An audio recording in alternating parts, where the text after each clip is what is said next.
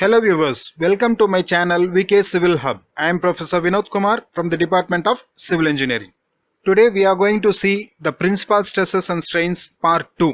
Part 1 is already published. If you haven't watched it, I have given the link in the description. You can watch it and come back to this video.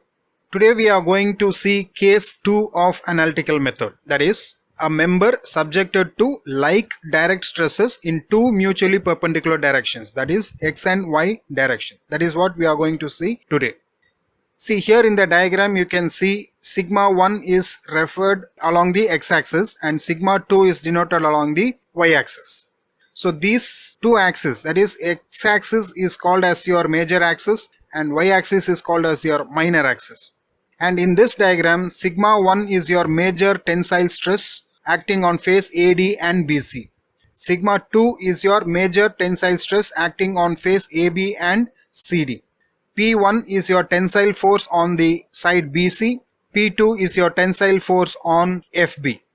This triangular portion you can see, right? This FC is your oblique plane, and with that oblique plane only we are going to derive this equation for direct stresses in two mutually perpendicular directions. This load P1 is equal to stress into area, that is sigma 1 into area.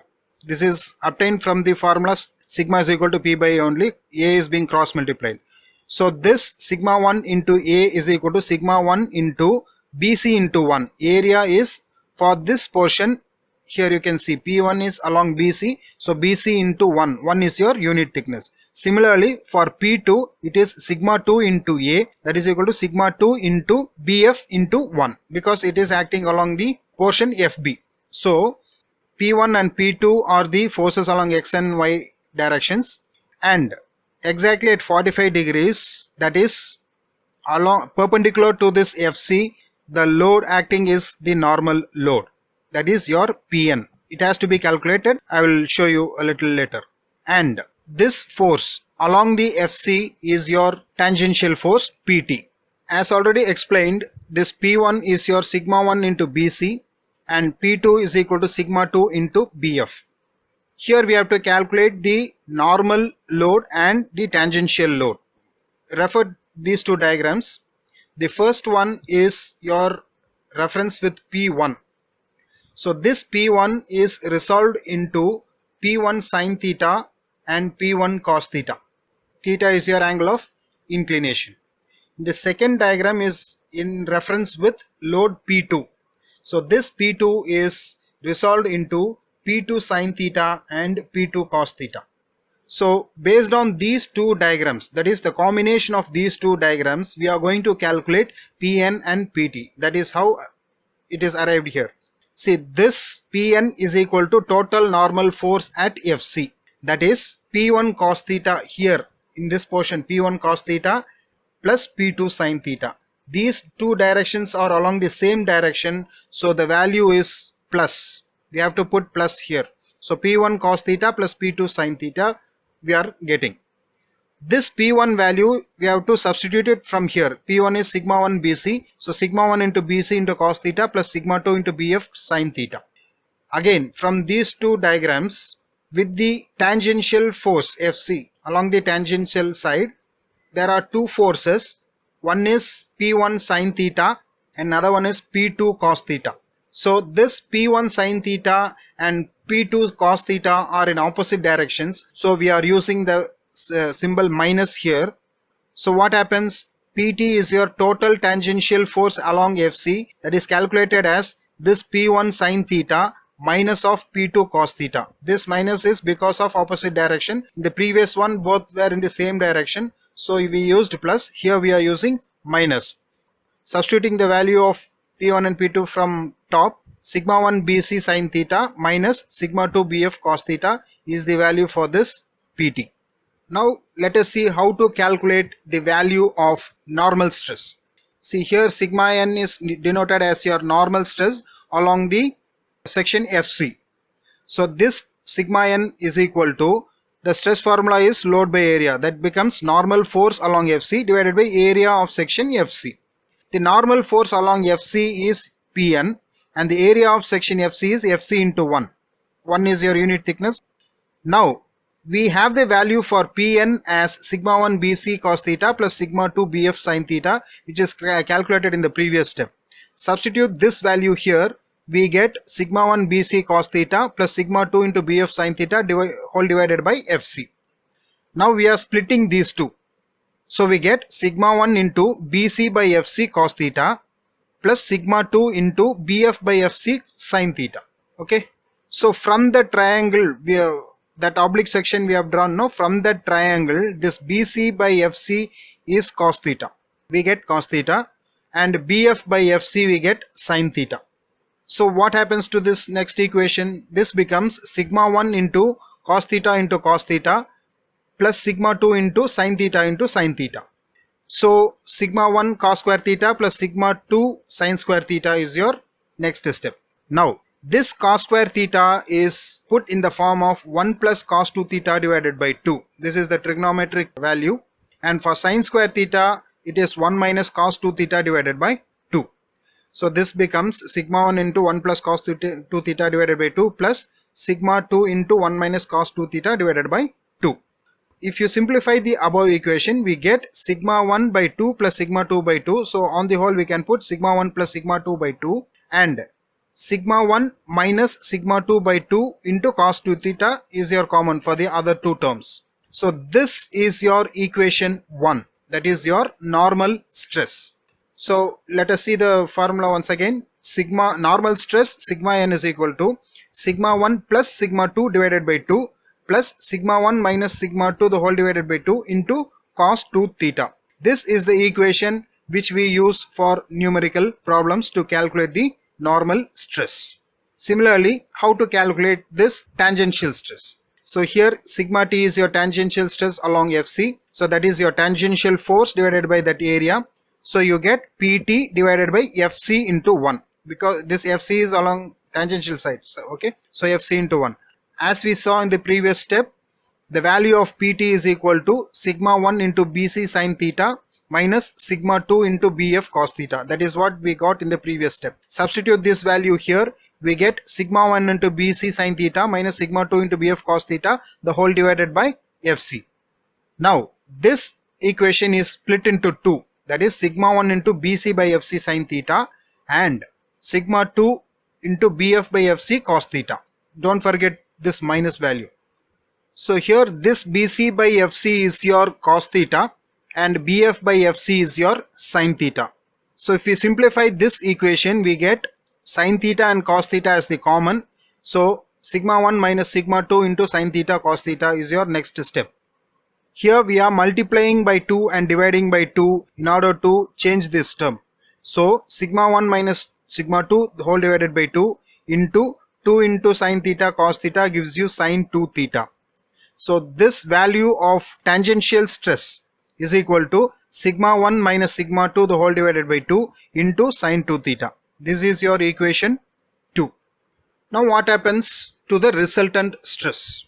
We have the formula sigma r is equal to square root of sigma n square plus sigma t square. We know the formula for sigma n, we know the formula for sigma t. This equation will be used in the numerical problem with the values of sigma n and sigma t. Next, let us see what is obliquity. It is defined as the angle made by the resultant stress, this resultant stress, with the normal of the oblique plane denoted by phi. So this formula is tan phi is equal to sigma t by sigma n. Okay, so if you want to find the obliquity, you should use this formula tan phi is equal to tangential stress divided by normal stress.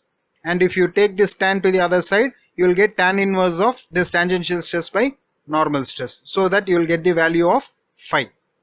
Next, how to calculate maximum shear stress, that is sigma t max. That is this formula, this equation, sigma t equation. Here the sin theta should be 1, that is the value of sin theta will be maximum when 2 theta is equal to 90 degree. This is the same case what we saw in the previous video also.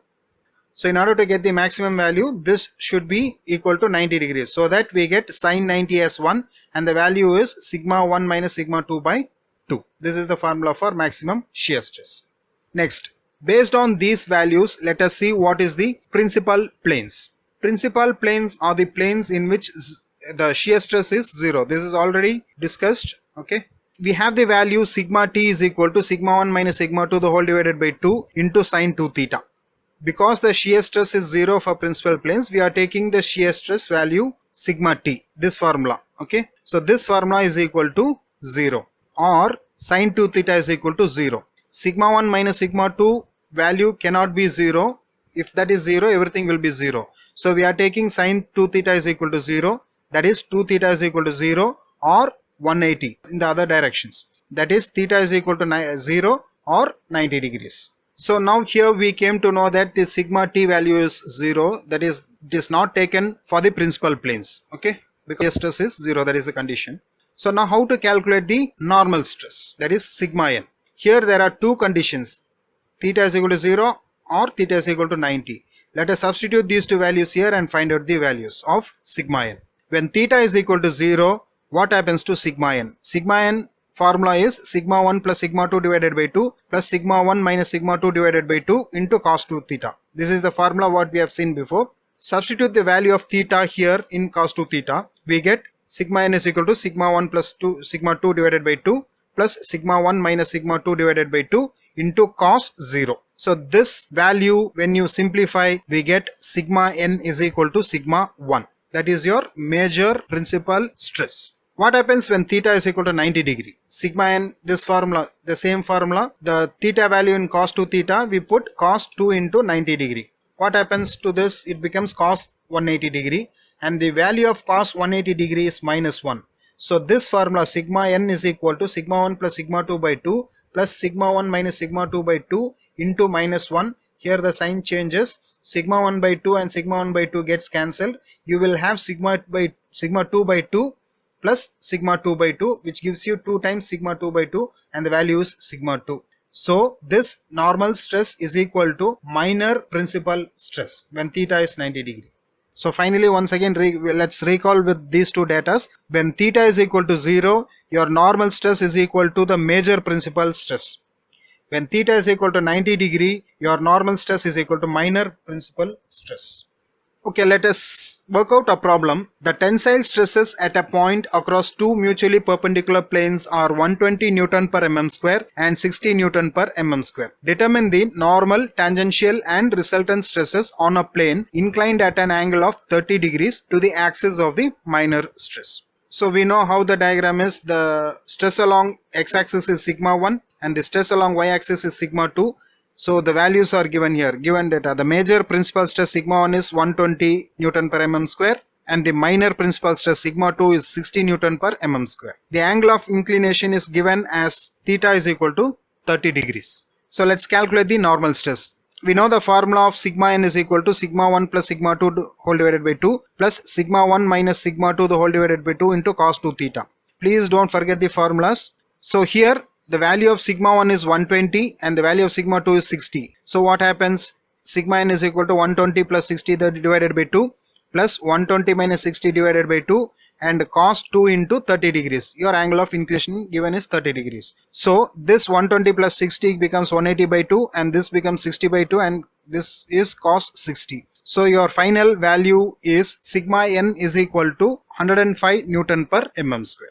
Next, the tangential stress. Sigma t is equal to sigma 1 minus sigma 2 the whole divided by 2 into sine 2 theta. That is the formula. So substitute the value of sigma 1 and sigma 2 here and theta is 30 degrees. So 120 minus 60 divided by 2 into sine 2 into 30 degrees. We get 30 into sine 60, that is 30 into 0.866. The final value is 25.98 Newton per mm square. Okay, so the normal stress is over, tangential stress is over. Now the resultant stress. Sigma r is equal to square root of sigma n square plus sigma t square. So substitute the value of sigma n and sigma t here from the above two values. We get sigma r is equal to square root of 105 square plus 25.98 square. That is square root of 11,025 plus 674.96. So the final resultant value is sigma r is equal to 108.16 Newton per mm square.